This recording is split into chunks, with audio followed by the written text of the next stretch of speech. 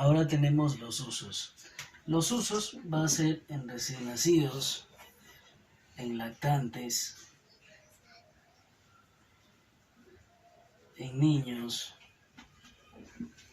adolescentes, y no me refiero a la orquesta, adolescentes, y en adultos. Ahí está. ¿Se acuerdan de los calibres? Bueno, vamos a distribuir ahora los calibres de acuerdo al grupo etario. En el recién nacido normalmente se utiliza el 6 French, en los lactantes del 6 a 8 French, en los niños normalmente del 8 a 10 French, en los adolescentes del 12 al 14 French. Recuerden que French me hablaba de ¿qué? Del calibre de la sonda.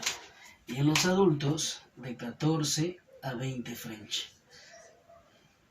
Ahí está. Ahora, lo que toca mencionar es esta parte anatómica para que se entienda el procedimiento. Para ahorita hablar de las complicaciones. Miremos aquí. Vamos a mirar aquí. He hecho aquí la anatomía. Cualquier parecido con la realidad es pura coincidencia. He hecho aquí la anatomía. Miren aquí. Y ya está. Ahora, nosotros tenemos un órgano que participa de dos sistemas, que es la faringe. La faringe participa tanto en el sistema digestivo y en el sistema respiratorio. ¿Correcto? Entonces, tenemos aquí a la faringe que participa en dos sistemas, digestivo y respiratorio. La faringe abarca tres grandes zonas. Tenemos esta parte que se llama nasofaringe o rinofaringe. Tenemos esta parte de la boca que se llama bucofaringe u orofaringe. Y tenemos esta parte de abajo que se denomina laringofaringe, que más o menos termina hasta acá. Hasta esta parte, desde esta zona hasta esta zona, normalmente se le denomina laringofaringe.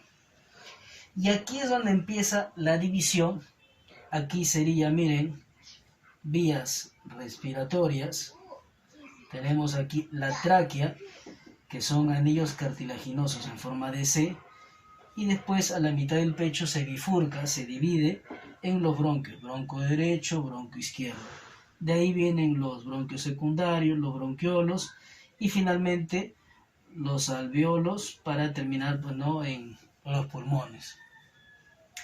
Hasta aquí es vía respiratoria. Pero, como les dije, de la laringofaringe, si pasamos por detrás de la tráquea, vamos a tener a este órgano que se llama esófago. Y después del esófago, aquí vamos a tener a lo que es el estómago, ¿no es cierto? Aquí vamos a tener al estómago. ¿Por qué hago esta introducción anatómica? Porque es muy importante entender lo siguiente para hacerlo bien el procedimiento. Miren aquí. Cuando nosotros vamos a introducir la sonda nasogástrica por uno de los orificios nasales, lo primero que nosotros hacemos es que el paciente esté en posición semi-Fowler, es decir, semisentado, y que hiperextienda la cabeza. Cuando el paciente hiperextiende la cabeza, imagínate que esto lo hiperextiendes, esto lo retraes hacia atrás, y ¿qué va a pasar? Esto se va a enderezar, si te das cuenta. Entonces nosotros ingresamos por una de las fosas nasales, y cuando ingresa la sonda, miren aquí, esta parte es importante. ¿Qué podría pasar aquí? ¿Está ingresando a dónde? Vías respiratorias. ¿Por qué? Porque aquí nosotros tenemos una división, una parte, que podría hacer que la sonda vaya a vías respiratorias y no a vías digestivas, que es con lo que nosotros deseamos. Voy a hacerlo un poquito más detallado aquí para que se note. Ahí está. Ahí está, para que se noten. Para que se note. Ya está. Entonces, si nosotros introducimos la sonda, miren aquí, uno de los peligros es que se vaya a vías respiratorias. ¿Cómo podríamos solucionarlo? Para solucionarlo tenemos que entender la fisiología aquí. Básicamente, aquí en la tráquea, que es por donde va a ingresar el aire, tenemos una tapita que se abre y se cierra. En este momento, es decir, está abierto. Miren aquí, en este momento, esa tapita está abierta.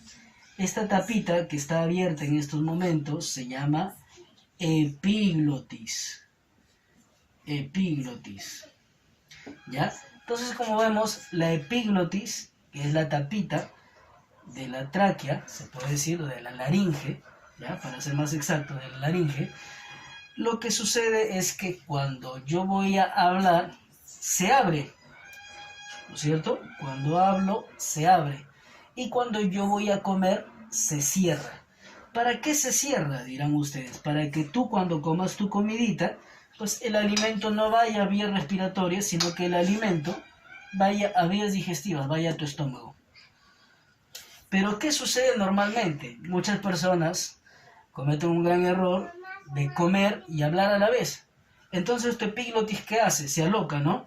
Se abre para que tú puedas hablar y se cierra cuando le entra comida. Pero a la vez estás hablando. Hablas, comes, hablas, comes. Para hablar se abre. Para que tú comas se cierra. Para que no entre ningún alimento a vías respiratorias. Pero ¿qué pasa en algún punto de tanto comer y hablar? ¿Qué pasa? Alguna comida cae en el momento exacto que la epiglotis se abre. Y esa comida cae a vías respiratorias. En tu laringe normalmente o en tu tráquea. ¿Y qué pasa en ese momento? Te atragantas.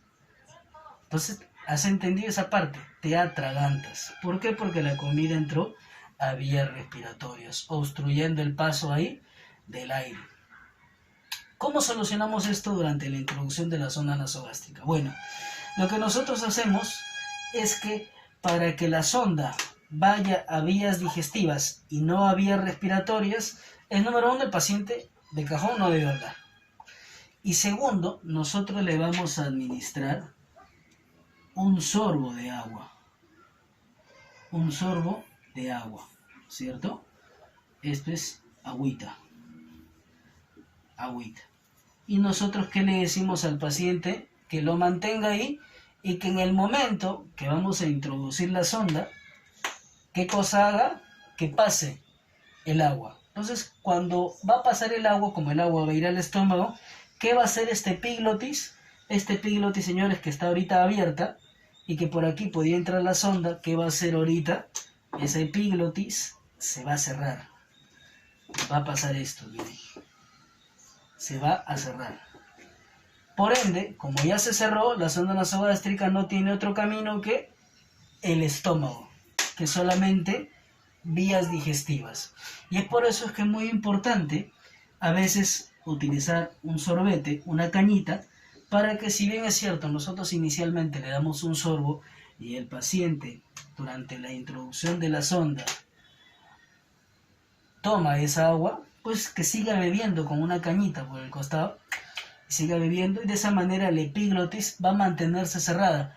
¿Por qué va a mantenerse cerrada? Porque algo le está ordenando que va a entrar algo al estómago, y para que entre al estómago y no a vías respiratorias, la epiglotis se cierra. Entonces estamos asegurándonos de esa forma que la sonda nasogástrica vaya solamente hacia el estómago, ¿correcto? Y ya no a vías respiratorias.